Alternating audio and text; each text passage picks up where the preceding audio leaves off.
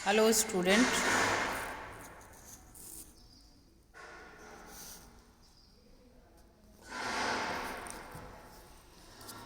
न्यायालयों के निर्णय के आधार पर कंपनी अंकेक्षक के कर्तव्य। अभी इससे पहले हमने जो पढ़ा था वो उसमें था कि हमने चार्टर्ड अकाउंटेंट एक्ट 1949 के तहत क्या उसके ड्यूटीज़ हैं। यहाँ पे हम पढ़ेंगे न्यायालय के निर्णयों के आधार पर कंपनी अंकेक्षक के कर्तव्य। Duties of company auditor on the basis of court decision. पहला है उचित सावधानी एवं चतुराई का प्रयोग।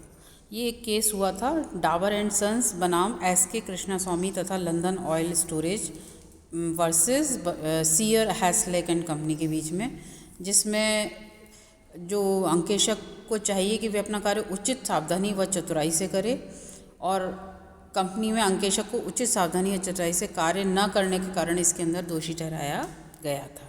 ठीक है। इसके बाद है किंगस्टन कॉटन मिल केस। इसमें न्याय जो जज लोब्स द्वारा यह कहा गया था कि ऑडिटर को अपने कार्य में इतनी चतुराई, हिफाजत व सतर्कता बरतनी चाहिए जितनी कि उचित रूप से एक योग्य एवं सतर्क अंकेक्षक बरत सकता है। किसी मामले में कितनी सावधानी एवं चतुराई उचित होगी वह उस मसले में की परिस्थिति पर निर्भर करता है। ठीक है। नेक्स्ट है London and general bank case. यहाँ तो कहा गया है कि शंकायुक्त परिस्थिति में भी अंकेक्षक से उचित सावधानी एवं चतुराई से अधिक सावधानी चतुराई की अपेक्षा नहीं की जा सकती। लेकिन यह है कि यानी कि अंकेक्षक को एक शिकारी कुत्ते के समान नहीं, एक पालतू कुत्ते के समान होना चाहिए। लेकिन अन्य मुकदमों के निर्णय के आधार पर यह कहा जा सकता है कि सभी न्यायाधीश इस बारे में एकमत नहीं है। अतः अंकेक्षक को शंकायुक्त परिस्थिति में चतुराई बरतनी चाहिए, लेकिन ये नहीं कि वो हर बात पर शक करे। ठीक है। इसके बाद नेक्स्ट है कि अंकेक्षक को ईमानदार होना चाहिए। लंदन एंड जनरल बैंक में कहा गया है कि उसको जितने भी कागज़ हैं उनकी सत्यता की भी जांच करनी चाहिए और उनकी सत्यता को प्रमाणित भी करना चाहिए। शंकाशील होना कर्तव्य नहीं है। उसने कहा है कि अगर शंकाशील होना उसका कोई कर्तव्य नहीं है। शंकाशील होकर अगर अपना कार्य प्रारंभ करे, वह इस आधार पर कार्य प्रारंभ नहीं कर सकता कि अनियमितता तथा गबन अवश्य होंगे। यानी कि वो किसी कंपनी या संस्था में एंटर करता है तो वो शक के साथ नहीं, हर व्यक्ति को शक के साथ नहीं कि ये चोर होगा, इसने गबन किया होगा, ऐसा नहीं करना चाहिए उसको।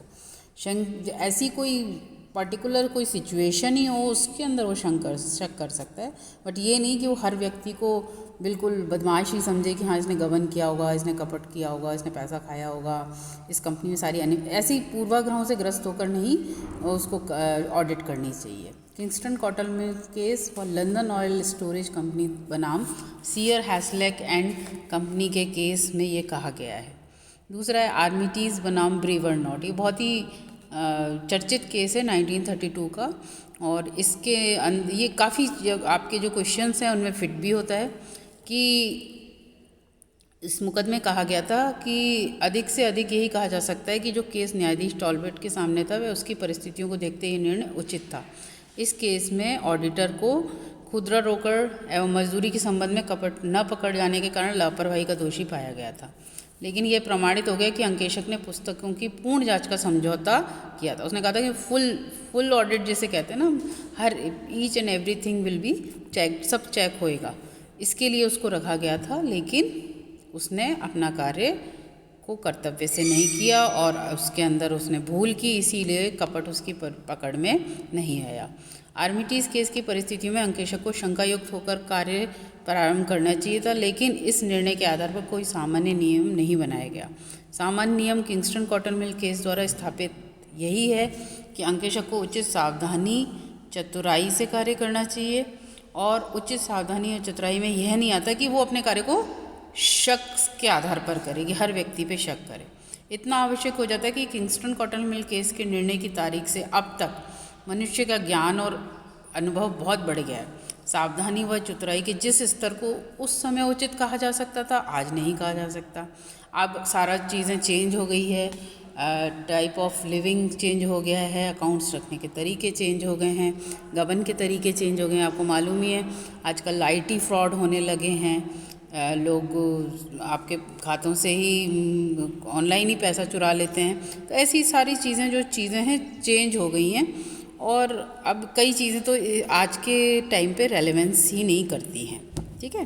पर्याप्त अशुद्धता, पर्याप्त शुद्धता, सब्सटेनल एक्यूरेंसी की जांच करनी चाहिए, कि देखना चाहिए कि चिट्ठी की केवल गणित संबंधी शुद्धता की जांच ना करके उसे हर चीज़ को प्रमाणित भी करना चाहिए। Leeds state building and investment society limited बनाम शेफर्ड व London and general bank case में इसको कहा गया है। और एक नेक्स्ट है कि सत्यता की गारंटी देना अंकेशक का कोई कर्तव्य नहीं है, ना ही वो कोई बीमा करने वाला है। वो तो नियोक्ता द्वारा नियुक्त होता है और उसका काम है लेखा पुस्तकों की जांच करना, और यदि कोई कपट व शुद्धि है उसे ढूंढना।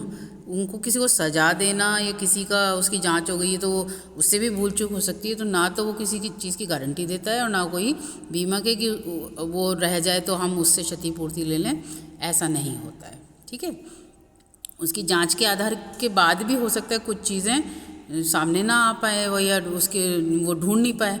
और कई बार क्या होता है कि बहुत जो विश्वास पात्र लोग होते हैं बड़ी चतुराई और बड़ी प्लानिंग वे से गबन और कपट कर लेते हैं, तो ऑडिटर की नज़र में वो नहीं आता। उसके लिए हम ऑडिटर को दोषी नहीं ठहरा सकते हैं, ना उसके लिए ही उसे हम उत्तरदायी कर सकते हैं। ठीक है, इस प्रकार हम केवल यह कह सकते हैं कि अंकेशक ना तो बीमक है, ना वह सत्यता की गारंटी देता है, और वह तो केवल इतना ही प्रमाणित करता है कि उसने हिसाब किताब की जांच की और उसकी राय में हिसाब किताब, P&L account, balance sheet, each and everything is right. या कहीं गलती है तो वो अपनी जो मर्यादित रिपोर्ट होती है या जो भी रिपोर्ट होती है उसके अंतर्गत उसको बता देता है। ठीक है, सलाह देना अंकेशक का कर्तव्य नहीं है। अंकेशक का कर्तव्य नहीं है कि व्यवसाय की प्रगति के लिए सुझाव दे, उसका काम है लेखा पुस्तकों की जांच करना बस। व्यवसाय को ठीक ढंग से चलाया जा रहा है अथवा नहीं है, इसका कोई व्यवहार अबुद्धितापूर्ण लिया गया है, यह सब देखना अंकेशक का कार्य नहीं है, बिल्कुल भी नहीं है। यह कार्य तो ये देखना है कि व्यवहार कंपनी के कार्यमुक्त में किए गए हैं, वो अधिकृत हैं, पुस्तकों में ठीक दिखाया गया है, व्यवहार उचित है अथवा अनुचित, इससे उसे कोई तात्पर्य नहीं है। ये किस केस में कहा गया है? London and general bank case के अंतर्गत इसको कहा गया है। ठीक है, इसके बाद है अंकेशक का कर्तव्य है सूचना देना। उसका कर्तव्य केवल जो उसके शेयर होल्डर्स हैं या जिसने उसे नियुक्त किया है, यदि गवर्नमेंट है तो गवर्नमेंट, बस उसकी सूचना देना है। सूचना बनाना नहीं है, कुछ भी नहीं करना है, बस अपने जांच करके उनको सूचित करना है कि हाँ मैंने ये जांच की, ये सही पाई गई, ये गलत पाई गई, या यहाँ पे ये गलतियाँ थी, ये कुछ था, ये सब उसको बताना है। अंकेशक को अपने आर्टिकल्ड क्लर्क के प्रति ईमानदार रहने चाहिए। अनुपम राय बनाम पी.के. मुखर्जी तथा एस.के. बसु नाम वर्सेस पी.के. मुखर्जी, दोनों मुकदमों में न्यायालय ने पी.के. मुखर्जी को अपने आर्टिकल क्लर्क तथा के प्रति ईमानदार न होने के कारण दोषी ठहराता है। इन मुकदमों का विवरण कुछ महत्वपूर्ण मुकदमों के संबंध में आगे हम पढ़ेंगे। कुछ जो मुकदमे हमारे क्वेश्चन से रेलेवेंट करेंगे उनको हम डिटेल में पढ़ेंगे। ठीक है, इसके बाद है अंकेशक को नियोक्ता को धोखा देकर पारिश्रमिक नहीं प्राप्त करने चाहिए।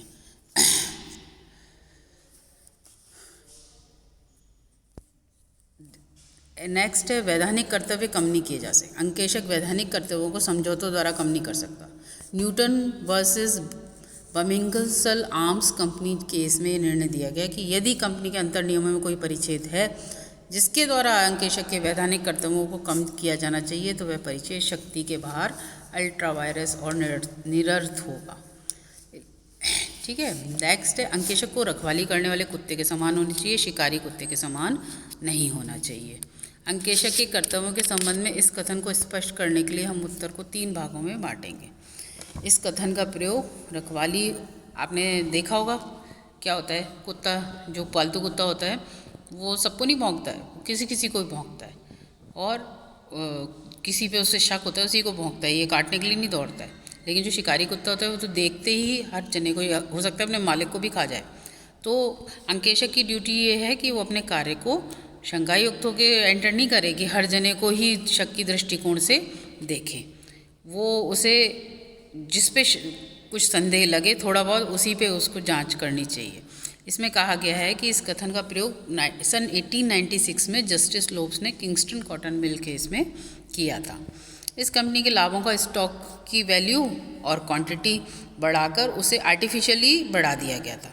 इससे क्या हुआ, अंकेशक ने स्वयं स्टॉक का सत्यापन न कर मैनेजर ने जो उसे प्रमाण पत्र दिया उस पर विश्वास कर लिया। यानी मैनेजर एक जो विश्वास पत्र आदमी होता है उस पर विश्वास कर लिया। न्यायालय के सामने ये प्रश्न होगा, यदि अंकेशक औष्टक की विस्तार जांच न करके मैनेजर के प्रमाण पत्र पर विश्वास करता है तो वह लापरवाही का दोषी है। जस्टिस लोब्स ने निर्णय के समय अंकेशक के कर्तव्य की व्याख्या करते हुए कहा, an auditor is not a bound to be detective or as was said to approach his work with suspicion or with a foregone conclusion that there is something wrong. He is a watchdog but not a bloodhounded. यानी कि वो एक पालतू कुत्ते के समान है, ना कि रखवाली करने वाले कुत्ते के समान। रखवाली करने वाले कुत्ते व शिकारी कुत्ते की विशेषता है तथा उनके अंकेशक पर घटित करना, ये मैंने आपको अभी पहले बता ही दिया। इस पूरे केस को हम अगर डिस्क्राइब करें तो उस अंकेशक को शंकायुक्तों के कार्य नहीं करना चाहिए, उसे हर व्यक्ति पे शक नहीं करना चाहिए, और अंकेशक विश्वास पात्र आदमियों पे विश्वास कर सकता है। अंकेशक को ईमानदार होना चाहिए, अंकेशक को ईमानदारी से काम करना चाहिए, उसे केवल गणित संबंधी शुद्धता ही नहीं देखनी चाहिए, सारी चीज़ों की जांच करनी चाहिए। अंकेशक को उचित सावधानी व चतुराई से कार्य करना चाहिए। और लास्ट एंड लीस्ट क्या था, अंकेशक कोई जासूस नहीं है, वो कोई शिकारी कुत्ता नहीं है, कोई जासूसी के लिए नहीं रखा गया, उसे जांच के लिए रखा गया है।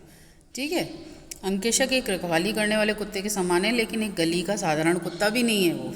ठीक है, उसे विश्वासपत्र कर्मचारियों द्वारा योजनाबद्ध ढंग से की गई चोरियों को ना पकड़ सके हो सकता है, लेकिन वह सामान्य चोरियों को अवश्य पकड़ लेगा। कथन की मर्यादा एवं जो निष्कर्ष है, कॉन्क्लूज़न यही निकलता है कि अंकेशक नियोक्ता के विश्वासपात्र कर्मचारियों द्वारा योजनाबद्ध ढंग से किए गए कपटों को नहीं पकड़ सकता, इसके लिए वह उत्तरदायी नहीं है और विश्वास पत्र आदमियों पे वो विश्वास कर सकता है। और अंततः हम ये कह सकते हैं, अंकेशक हमेशा रखवाली करने वाले कुत्ते के समान ही कार्य करता है, शिकारी कुत्ते के रूप में कभी कार्य नहीं करता है।